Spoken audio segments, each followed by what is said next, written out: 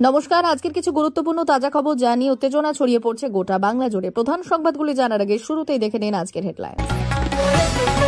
বিনামূল্যে বিদ্যুৎ, মহিলাদের মাসিক ৩,০০০ টাকা। বিধানসভা নির্বাচনের আগে বিরাট ঘোষণা। বিজেপি নেতা কাণ্ড, কালী মূর্তি ভাঙা নিয়ে তুমুল শোরগোল। কাকদ্বীপে ফাঁস হলো আসল তথ্য। রাজ্য বনাম শুভেন্দু, হাইকোর্টে বড়সড় স্বস্তি বিরোধী দলনেতা, তবেই তুলে নেওয়া হলো রক্ষা কবচ। মুর্শিদাবাদে তৃণমূলকে ২০ থেকে ১০-এ নামাবো, দলকে সরাসরি চ্যালেঞ্জ হুমায়ুনের। টাকা জমা রাখলেই দ্বিগুণ রিটার্ন। আসানসোলের তৃণমূল নেতার ছেলের বেনজির জালিয়াতির গায়ে সাধারণ মানুষের ৪৫০ কোটি টাকা। তেজস্বীকে মুখ্যমন্ত্রী পদের মুখ করল বিহারের বিরোধী জোট। উপমুখ্যমন্ত্রীর মুখে ঐকমত দেখাতে যৌথ সাংবাদিক বৈঠক। অবশেষে মিলবে ২০১২ প্রাইমারি টেট সার্টিফিকেট। আইনি পরামর্শের পর দেবে পর্ষদ। হাসিনার কি ফাঁসি হবে? আন্তর্জাতিক ট্রাইব্যুনালের শেষ হলো বিচার, রায় নিয়ে জল্পনা। ৩৫০ কোটি টাকার প্রতারণা, তৃণমূল নেতার ছেলের নামে বিস্ফোরক অভিযোগ আসানসোলে। আপনার কাছে সামান্য জমি আছে, তবেই পাবেন মমতা সরকারের এই বিরাট সুবিধা। এখনই দেখুন টাকা ঢোকার তারিখ। প্রিয় দর্শক, প্রতিদিন নিয়মিত খবর শোনার জন্য বাংলা বার্তা চ্যানেলটিকে সাবস্ক্রাইব করুন। আসছি বিস্তারিত খবরে। বিনামূল্যে বিদ্যুৎ, মহিলাদের মাসিক ৩,০০০ টাকা। বিধানসভা নির্বাচনের আগে বিরাট ঘোষণা। হাতে গোনা মাত্র কয়েকটা দিনের অপেক্ষা। বিহারে ভোট যুদ্ধের মাঝে বড় চমক আম আদমি পার্টির ইস্তেহারে বড় ঘোষণা। বিনামূল্যে বিদ্যুৎ, অর্থ এবং শিক্ষায় বিরাট প্রতিশ্রুতি। ২০২৫ সালের বিরাট বিহার বিধানসভা নির্বাচনের প্রাককালে বিভিন্ন রাজনৈতিক দল নিজেদের ইস্তেহার প্রকাশ করেছে। এমন সময় আম আদমি পার্টির বিহার ইউনিট গত বৃহস্পতিবার তাদের নির্বাচনী ইস্তেহার প্রকাশ করেছে। এতে জনসাধারণের জন্য বেশ কয়েকটি আকর্ষণীয় এবং সুস্পষ্ট প্রতিশ্রুতি রয়েছে। ইস্তেহারে উল্লেখ করা হয়েছে, আপ সরকার গঠন করলে প্রত্যেক ঘরে ৩০০ ইউনিট বিদ্যুৎ বিনামূল্যে সরবরাহ হবে। উল্লেখযোগ্য, রাষ্ট্রীয় মহাজোটের প্রস্তাবিত বিনামূল্যে ২০০ ইউনিট বিদ্যুতের তুলনায় এটি আরও এক ধাপ এগিয়ে। পাশাপাশি সমস্ত পুরনো বিদ্যুৎ বিল মওকুফ করার প্রতিশ্রুতি দেওয়া হয়েছে। এছাড়া সৌর ভর্তুকি প্রকল্পের মাধ্যমে পুনর্নবীকরণযোগ্য শক্তির প্রসার ঘটানো হবে। মহিলাদের জন্য বিশেষ পদক্ষেপের উল্লেখ রয়েছে ইস্তাহারে। সরকারি বাসে বিনামূল্যে যাতায়াতের সুবিধার পাশাপাশি মাইয়া সম্মান যোজনার আওতায় মহিলাদের মাসিক ৩,০০০ টাকা প্রদানের কথাও উল্লেখ করা হয়েছে। এছাড়াও ১০ লক্ষ টাকা পর্যন্ত সুদমুক্ত ঋণ পাওয়ার সুযোগ থাকবে। রাঁধুনি ও সহায়িকাদের জন্য মাসিক বেতন ১২,০০০ নির্ধারণ করা হয়েছে। বিজেপি নেতা কাণ্ড, কালী মূর্তি ভাঙা নিয়ে তুমুল শোরগোল। কাকদ্বীপে ফাঁস হলো আসল তথ্য। কাকদ্বীপে কালী মূর্তি ভাঙার ঘটনায় চাঞ্চল্য। ধৃত ব্যক্তি বিজেপি এবং আরএসএস কর্মী নারায়ণ হালদার, যিনি মদ্যপ অবস্থায় অপরাধ স্বীকার করেছেন। শুভেন্দু অধিকারীর রাজনৈতিক মন্তব্যে ২৪ ঘন্টার মধ্যেই ঘটনাটি বুমেরাং হল বিজেপির দিকে। তৃণমূল অভিযোগ করেছে, বিজেপির সাম্প্রদায়িক উত্তেজনা ছড়াতে পথ অবরোধের মাধ্যমে পরিস্থিতি অশান্ত করার চেষ্টা করেছিল। হাইকোর্টে কিছুটা স্বস্তি বিরোধী দলনেতা, তবে তুলে নেওয়া হলো রক্ষা কবচ। বছর ঘুরলে রাজ্য বিধানসভা নির্বাচন, তার আগে রাজনৈতিক উত্তাপ ক্রমশ বাড়ছে।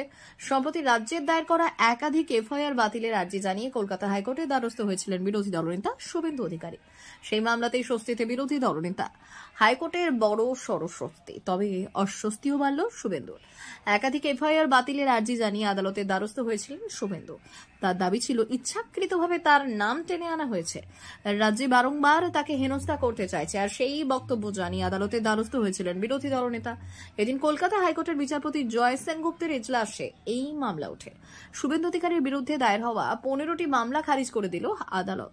এই নিয়ে আদালতের স্বস্তি মিললেও অস্বস্তি বেড়েছে বিরোধী দলনেতা। কারণ এই দিন শুভেন্দু অধিকারীকে দেওয়া রক্ষা কবচ প্রত্যাহার করল আদালত। কলকাতা হাইকোর্টের বিচারপতি রাজা শেখর মান্থার দেওয়া রক্ষা কবচ প্রত্যাহার করলেন বিচারপতি জয় সেনগুপ্ত। মুর্শিদাবাদের তৃণমূলকে ২০ থেকে ১০-এ নামাবো, দলকে সরাসরি চ্যালেঞ্জ হুমায়ুনের। ফের রাজনৈতিক ভূমিকম্প মুর্শিদাবাদে। দলনেত্রীর পর এবার দলকেই প্রকাশ্য চ্যালেঞ্জ ছুড়ে দিলেন ভরতপুরের তৃণমূল বিধায়ক হুমায়ুন কবির। গত সপ্তাহে মুখ্যমন্ত্রী মমতা বন্দ্যোপাধ্যায় বিরোধী দলনেতা শুভেন্দু অধিকারীকে একসাথে কটাক্ষ করেছিলেন তিনি। এবার সরাসরি নিজের দলের নেতৃত্বকেই আক্রমণ জানালেন হুমায়ুন। ভাইফোঁটার এক অনুষ্ঠানে দলের বিরুদ্ধে ক্ষোভ উগরিয়েছেন হুমায়ুন।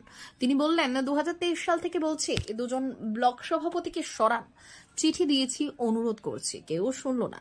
এখানেই থামেননি ভরতপুরের বিধায়ক। এরপর তিনি সরাসরি অভিযোগ তুলে বললেন যে যারা বালিরঘাট থেকে তোলাবাজি করছে, পুলিশের সঙ্গে ভাগ বসাচ্ছে, তারা এখন নেতা হয়ে বসে আছে। বালির ব্যবসায় দুর্নীতির অভিযোগ হুমায়ুন। তিনি বললেন, 1 লরি বালি যেখানে 40,000-এ পাওয়ার কথা, আজ লাগছে 50,000। কেন? এই অন্যায় আমি মেনে নেব না। হুমায়ুন এই দিন আরো বললেন যে দলের ভেতর চোর ছাঁচড়ামো চলছে, যারা ক্যান্টিনে মাল বিক্রি করে তারা নেতা সেজে বসেছে। এরপরই নাম ধরে একের পর এক তোপ দেখে হুমায়ুন বললেন, এই বিশ্ব অপূর্ব সরকার, নিয়ামত হাজী, খলিলুর রহমান, এরা নাকি নেতা, বাকিরা তেজপাতা, তরকারিতে দিলে গন্ধ আসে না। টাকা জমা রাখলেই দ্বিগুণ রিটার্ন। আসানসোলে তৃণমূল নেতার ছেলের বেনজির জালিয়াতি, গায়েব সাধারণ মানুষের 450 কোটি টাকা। আসানসোলে ফের চাঞ্চল্য। কয়েকশো কোটি টাকার আর্থিক প্রতারণার অভিযোগে তৃণমূল নেতার ছেলের বিরুদ্ধে সরগরম এলাকা।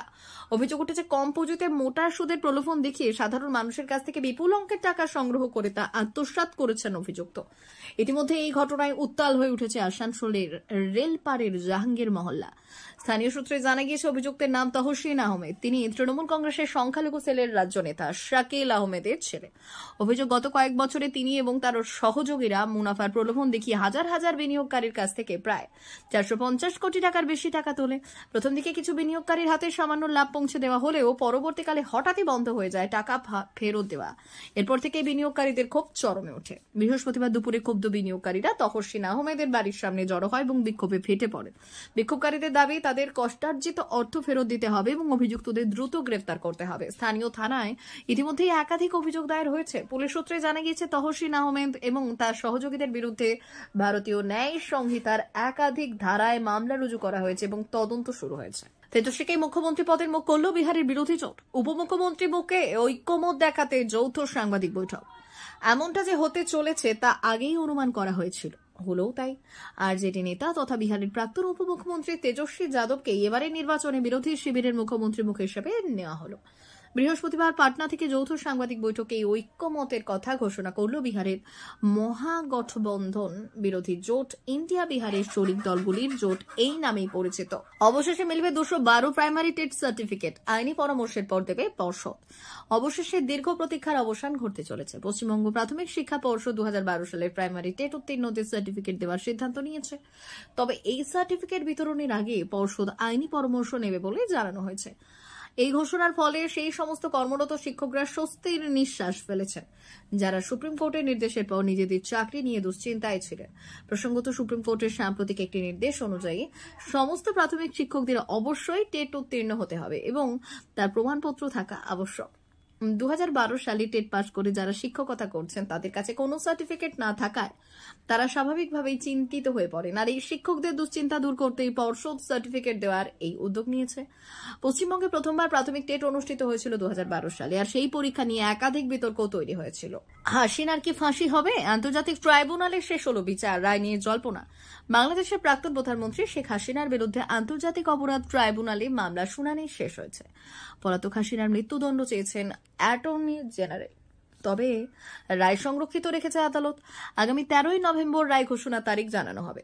জুলাই বিপ্লবের পর দেশ ছাড়া হাসিনা ও প্রাক্তন স্বরাষ্ট্রমন্ত্রীর বিরুদ্ধে চলছে বিচার। 350 কোটি টাকার প্রতারণা। তৃণমূল নেতার ছেলের নামে বিস্ফোরক অভিযোগ আসানসোলে। আসানসোল শহর জুড়ে তীব্র চাঞ্চল্য। অভিযোগ, তৃণমূল কংগ্রেসের সংখ্যালঘু সেলের রাজ্য কমিটির সদস্য শাকিল আহমেদের ছেলে তহসিন আহমেদ বিনিয়োগের নামে সাধারণ মানুষকে কোটি কোটি টাকা প্রতারণা করে লুটেছেন। অভিযোগ উঠেছে, 3000-এর বেশি পরিবারকে ঠকিয়ে প্রায় 350 কোটি টাকার আর্থিক তছরূপ করেছেন তিনি। এই ঘটনায় থানায় লিখিত অভিযোগ দায়ের করেছেন এক অবসরপ্রাপ্ত বিএসএফ অফিসার। অবসরপ্রাপ্ত বিএসএফ অফিসারের অভিযোগ, প্রথমে 3 লক্ষ টাকা বিনিয়োগ করে কিছু রিটার্ন পেয়েছিলেন তিনি, পরে লোভ দেখিয়ে 41 লক্ষ টাকা বিনিয়োগ করেন তহসিন আহমেদ। একই ধরনের অভিযোগ করেছেন আসানসোলের মহিশিল কলোনির বটতলা এলাকার বাসিন্দা মৌটুসী দত্ত।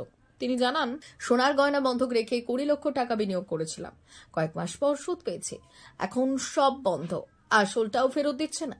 এই সমস্ত অভিযোগের ভিত্তিতে তহসিন আহমেদ ও তার সহযোগীদের বিরুদ্ধে আসানসোল উত্তর থানায় লিখিত অভিযোগ দায়ের করা হয়েছে। পুলিশ ইতিমধ্যেই তদন্ত শুরু করেছে। বৃহস্পতিবার প্রতারিতরা রাজ্যের মন্ত্রী এবং আসানসোল উত্তর বিধানসভা কেন্দ্রের বিধায়ক মলয় ঘটকের সঙ্গে দেখা করেছেন। আপনার কাছে সামান্য জমি আছে, তবেই পাবেন মমতা সরকারের এই বিরাট সুবিধা। এখনই দেখুন ঢোকা তারিখ। পশ্চিমবঙ্গ সরকারের অন্যতম গুরুত্বপূর্ণ জনকল্যাণমূলক প্রকল্প কৃষক বন্ধু রাজ্যের লাখ লাখ কৃষক এবং জমির মালিকদের জন্য এক বিরাট সুবিধা নিয়ে এসেছে। এই নীতির মাধ্যমে রাজ্যের সমস্ত জমির মালিককে বছরে সর্বোচ্চ 10,000 টাকা আর্থিক সাহায্য এবং সম্পূর্ণ বিনামূল্যে 2 লক্ষ টাকা জীবন বীমা দেওয়া হচ্ছে। এক ঝলকে প্রকল্পের সুবিধা দেখে নিন।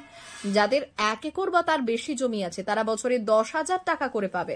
আর এই অর্থ বছরে 2টি কিস্তিতে খরিফ বা রবি মৌসুমি সরকারি ব্যাংক অ্যাকাউন্টে পাঠানো হবে। যাদের এক রকমের কম জমি রয়েছে তারা ন্যূনতম 4,000 টাকা আর্থিক সহায়তা পাবে। বিনামূল্যে জীবন বীমার সুবিধে 18 থেকে 60 বছর বয়সী কৃষকদের জন্য এই প্রকল্পে রয়েছে 2 লক্ষ টাকার কৃষক বন্ধু মৃত্যুজনিত সুবিধে। যদি কোনো কৃষকের অকাল মৃত্যু হয় তবে তার পরিবারকে এই এককালীন 2 লক্ষ টাকা আর্থিক সাহায্য দেওয়া হবে। এই জন্য কৃষককে কোনো প্রিমিয়াম দিতে হয় না। অন্যান্য সুবিধা এবং লক্ষ্য কৃষক বন্ধু প্রকল্পের মূল লক্ষ্য হলো কৃষকদের আর্থিক নিরাপত্তা প্রদান করা, যাতে চাষের সময় বীজ, সার এবং অন্যান্য খরচ মেটাতে তাদের সমস্যা না হয়। আবেদনের জন্য প্রয়োজনীয় নথি আধার কার্ড, ভোটার কার্ড, জমির দলিল বা ROR, ব্যাংক অ্যাকাউন্ট নম্বর বা IFSC কোড এবং পাসপোর্ট সাইজের ছবি। বর্তমানে মূলত অফলাইনেই আবেদন করা যায়। পঞ্চায়েত বা বিডিও অফিস থেকে ফর্ম সংগ্রহ করে তা পূরণ করে প্রয়োজনীয় নথি সংগ্রহ করে জমা দিতে হবে। প্রিয় দর্শক, এখনকার মতো খবর এই পর্যন্তই। ধন্যবাদ।